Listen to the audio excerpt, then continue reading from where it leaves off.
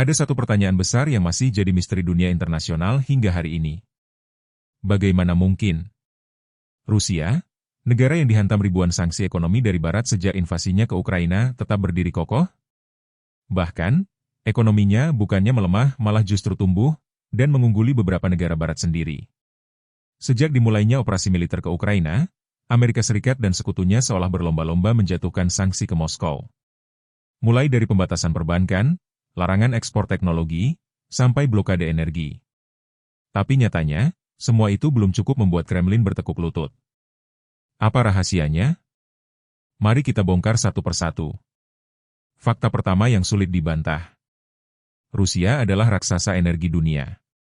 Negara ini duduk manis di jajaran eksportir minyak dan gas terbesar. Ketika Barat berharap sanksi bisa melumpuhkan ekonomi Rusia, Moskow justru memutar arah. Mereka mengekspor energi besar-besaran ke timur, ke negara-negara seperti Tiongkok dan India. Bahkan, Rusia membangun armada tanker sendiri untuk menghindari permainan harga yang dikendalikan Barat. Hasilnya, pendapatan dari sektor energi melonjak, anggaran negara tetap aman, bahkan cukup untuk mendanai kebutuhan militernya. Bahkan ketika Arab Saudi memangkas ekspor minyak mentah, Rusia justru menikmati ruang manuver yang lebih luas di pasar global. Sementara itu, Amerika Serikat menerapkan skema pembatasan harga minyak Rusia. Tapi kenyataannya, Rusia sudah belajar. Mereka licin, cepat beradaptasi, dan tahu persis celah-celah yang bisa dimanfaatkan. Armada kapal tanker bayangan itu adalah bukti nyata. Rusia tak tinggal diam. Kementerian Keuangan Rusia bahkan memprediksi pendapatan minyak dan gas di tahun 2024 lalu tembus 11,5 triliun rubel, naik sekitar 30% dibanding tahun sebelumnya. Bukan cuma energi. Rusia juga serius membangun jalur perdagangan baru ke timur. Tiongkok, India, bahkan negara-negara BRICS jadi mitra utama.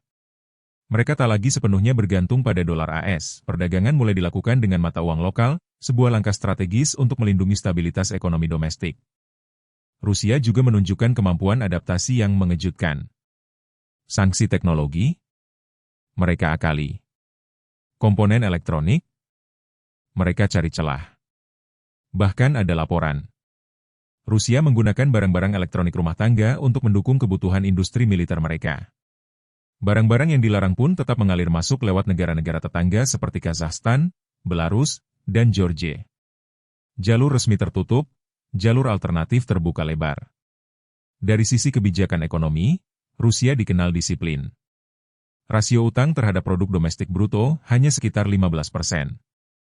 Defisit anggaran relatif kecil.